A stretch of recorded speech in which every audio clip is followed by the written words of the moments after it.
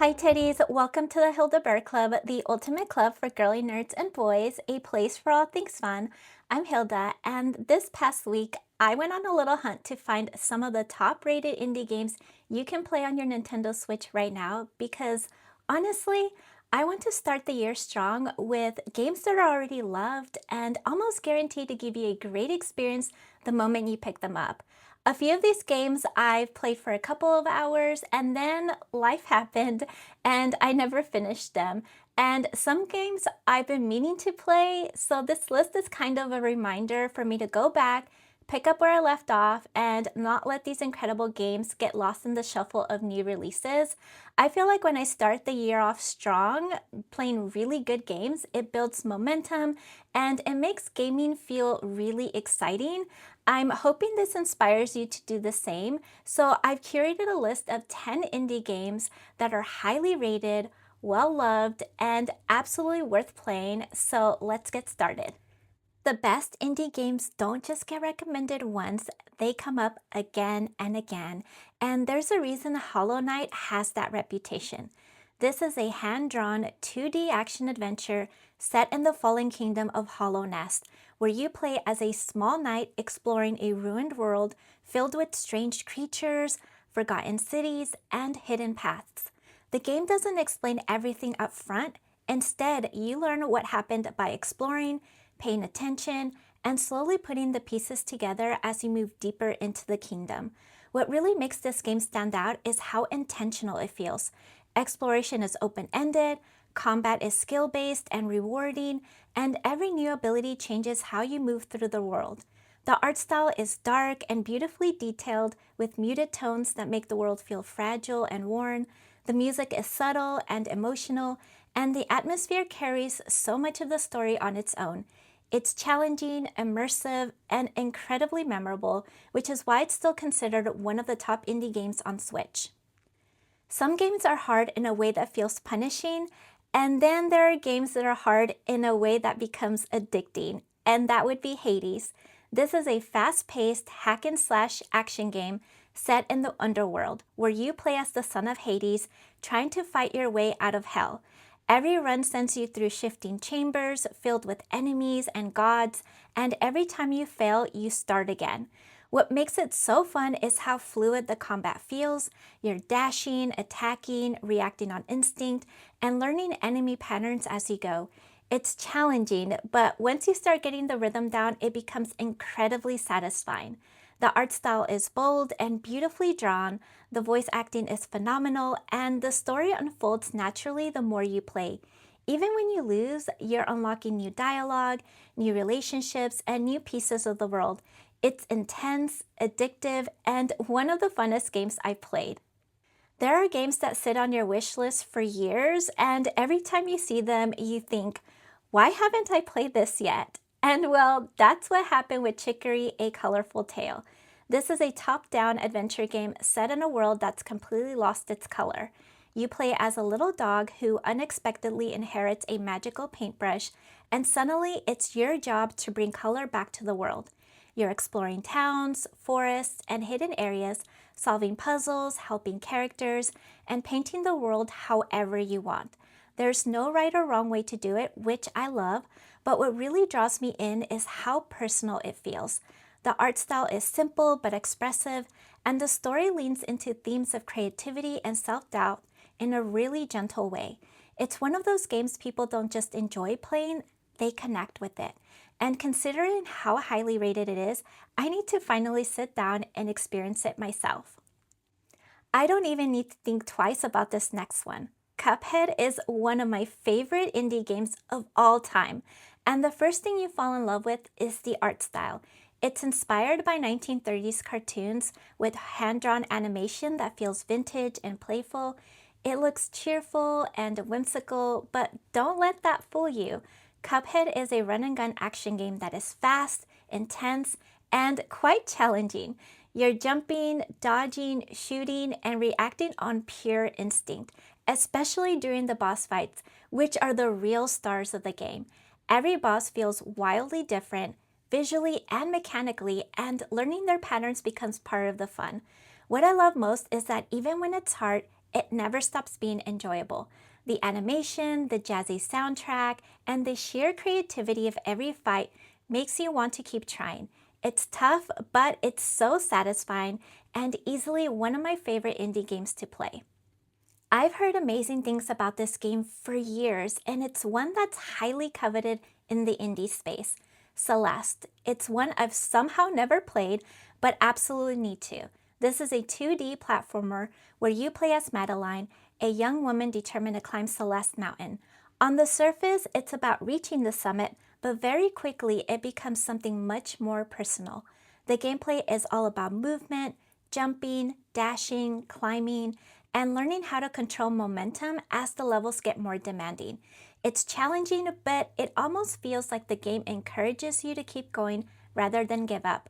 What really stands out is how the story and gameplay are tied together. As Madeline struggles to move forward, the game explores anxiety, self-doubt, and perseverance.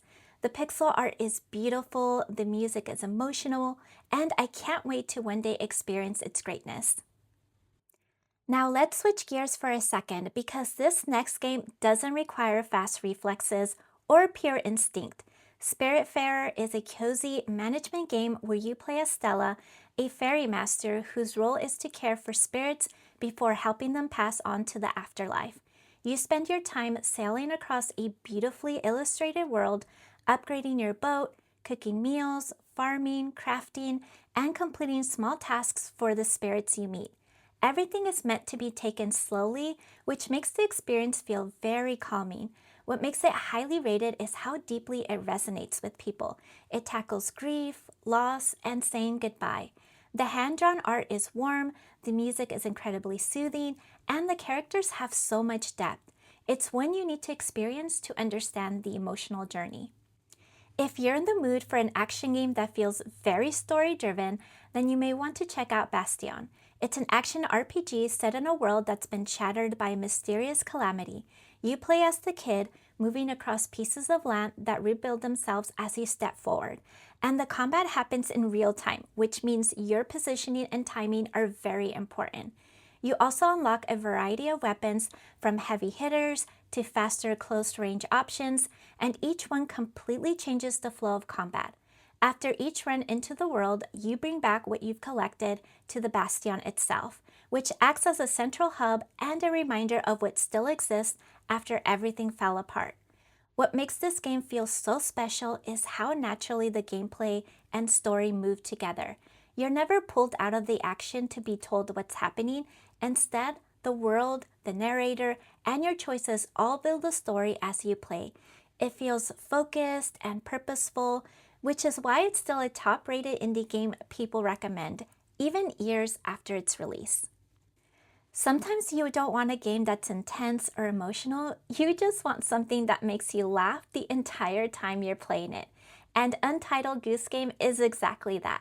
This is a stealth puzzle game where you play as a horrible little goose set loose in a quiet village, and your only goal is to cause as much chaos as possible. You're honking at people, stealing their belongings, locking them out of their own gardens, and being an absolute menace.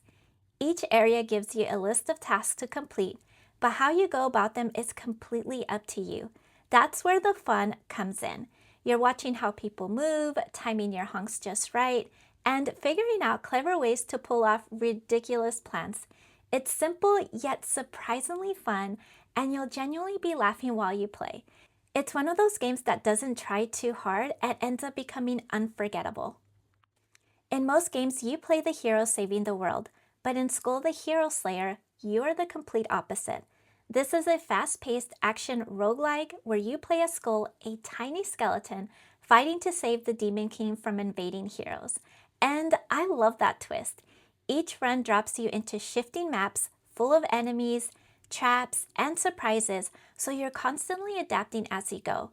The core mechanic revolves around swapping skulls, and this is where the game really shines. Each skull is basically a different playable character with its own attack style, speed, and range, so every run feels like a new experiment.